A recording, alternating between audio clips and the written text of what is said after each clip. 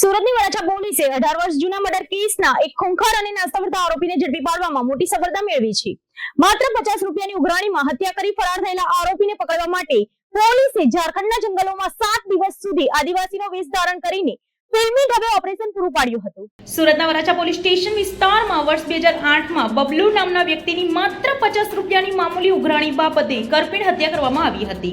આ ગુનાનો મુખ્ય આરોપી રાજેશ રાય છેલ્લા 18 વર્ષથી પોલીસને થાપ આપી નાસ્તો ફરતો હતો। વરાછા પોલીસે આ વણ ઉકેલાયેલા ગુનામાં ટેકનિકલ સર્વેલન્સની મદદથી તપાસ તેજ કરી હતી, જેમાં આરોપી ઝારખંડના દુમકા જિલ્લાના ગાંઠ જંગલોમાં છુપાયેલો હોવાની ચોક્કસ બાતમી મળી હતી। પોલીસની ટીમે ત્યાં પહોંચીને 7 દિવસ સુધી આદિવાસીનો વેશ ધારણ કરીને સ્થાનિકોમાં ભળીને સતત વોચ રાખી હતી। પોલીસથી બચવા માટે સતત સ્થળ બદલતા આરોપીને અંતે જંગલ વિસ્તારમાંથી દબોચી લેવામાં આવ્યો છે। 18 વર્ષ જૂના આ મર્ડર केसનો ભેદ उकेली वराछा पुलिसे प्रशंसनीय कामगिरी करी बतावी है। वराछा पुलिस स्टेशन ने 18 साल पहले एक जो मर्डर का बनाव बना था, उसके आरोपी को झारखंड से दुमका के जंगलों से 7 दिन वहाँ रह के पकड़ा है। और घटना की विगत ऐसी है कि सन 2008 में एक इंसान जिसका नाम बबलू था, उससे 50 रुपए की उघरानी करने के चक्कर में एक आदमी राजेश उर्फ राकेश रोशन सन ऑफ जयराम राय, इसने इस आदमी का बबलू का मर्डर कर दिया था।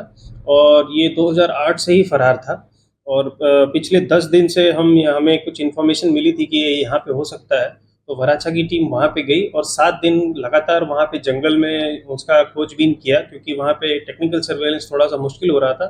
इसलिए वहाँ पे लोकल लोगों से हेल्प लेके और वेश पलटी करके वहाँ पे जंगलों में घूम के इस आदमी तक पहुँचा और इस आदमी को पकड़ के हम ले आए हैं।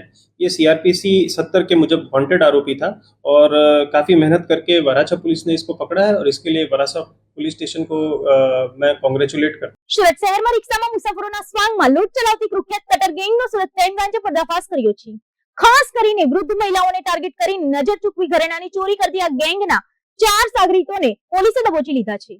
પકડાયેલા આરોપીઓ પાસેથી લાખોની મત્તાનો મુદ્દામાલ જપ્ત કરવામાં આવ્યો છે। સુરત શહેરમાં રિક્ષા ગેંગનો આતંક વધી રહ્યો હોય ત્યારે ક્રાઇમ બ્રાન્ચની ટીમે એક મોટી સફળતા મેળવી છે। શહેરમાં વૃદ્ધ મહિલાઓને રિક્ષામાં પેસેન્જર તરીકે બેસાડીને તેમની નજર ચૂકવી કટર વડે ઘરેણા કાપી લેતી કટર ગેંગના એક મહિલા સહિત કુલ 4 આરોપીઓની ધરપકડ કરવામાં આવી છે। આ ગેંગ રિક્ષામાં પેસેન્જરના સ્વાંગમાં બેસતી હતી અને વૃદ્ધાના દાગીના પર હાથ ફેરો કરી રસ્તામાં જ ઉતારી દીધી હતી। પોલીસ તપાસમાં બહાર આવ્યું છે કે આ ટોળકી સુરતના વિવિધ વિસ્તારોમાં 14 થી વધુ ચોરીના ગુનાઓમાં સંડોવાયેલી છે। ક્રાઇમ બ્રાન્ચે આરોપીઓ પાસેથી 12 લાખ રૂપિયાથી વધુની કિંમતના સોના ચાંદીના દાગીના અને અન્ય મુદ્દામાલ જપ્ત કર્યો છે। આ ગેંગના પકડવાથી શહેરમાં રિક્ષામાં થતી ચોરીના અનેક ગુનાઓનો ભેદ ઉકેલાયો છે। હાલ પોલીસે આ ટોળકીના અન્ય સાગરીતો અને ચોરીના સોનાના નિકાલ અંગે સઘન પૂછપરછ કરી। શરાબતપુરા પોલીસ સ્ટેશનમાં નોંધાયેલા NDPSના ગુનામાં છેલ્લા 3 મહિનાથી નાસ્તા ફરતા આરોપીને વડોદરા વિસ્તારમાંથી ઝડપી પાડવામાં આવ્યો છે।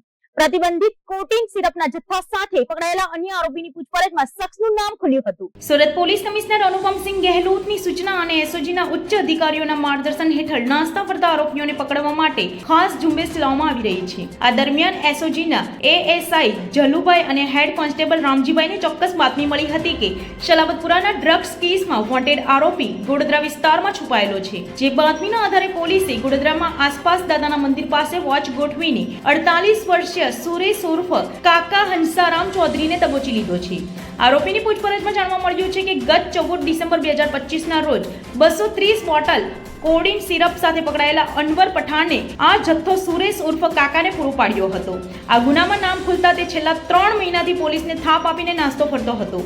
હાલ એસઓજી પોલીસે આરોપી વિરુદ્ધ કાયદેસરની કાર્યવાહી કરીને તેને સલાબતપુરા પોલીસને સોંપવાની તજવીજ હાથ ધરી છે। શહેરમાં નશાના કારોબાર સામે પોલીસે લાલ આંખ કરી છે। અડાજણ પોલીસે બાતમીના આધારે ઓપરેશન હાથ ધરીને મેફેડ્રોન ડ્રગ્સ સાથે એક શખ્સની ધરપકડ કરી છે।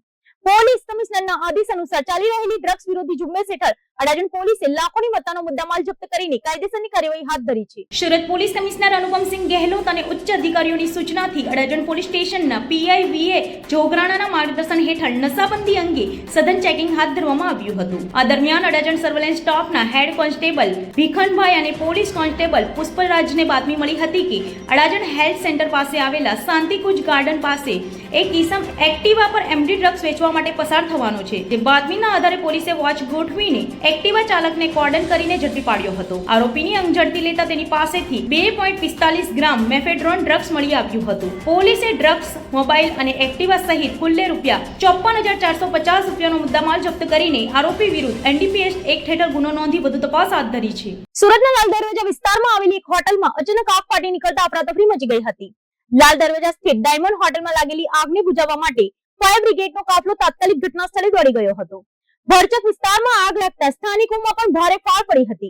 સુરતના લાલ દરવાજા વિસ્તારમાં આવેલી જાણીતી ડાયમંડ હોટેલમાં ગતરોજ આગ લાગવાની ઘટના સામે આવી હતી. હોટલના બિલ્ડિંગમાંથી ધુમાડાના ગોટી-ગોટા નીકળતા જોઈને આસપાસના લોકોમાં દોડધામ મચી ગઈ હતી. ઘટનાની ગંભીરતાને જોતા ફાયર કંટ્રોલ રૂમને જાણ કરવામાં આવી હતી. જેને પગલે ફાયર ફાઈટરોની ટીમ તાત્કાલિક ઘટના સ્થળે પહોંચીને આગ પર કાબુ મેળવવાની કામગીરી શરૂ કરી દીધી હતી. પ્રાથમિક તબક્કે આગ લાગવાનું કારણ હજુ જાણી શકાયું નથી. હાલમાં હોટલની અંદર કોઈ ફસાયેલું છે કે કેમ તેનું અને કેટલું નુકસાન થયું છે તે અંગેની તપાસ ફાયર વિભાગ દ્વારા કરવામાં આવી હતી.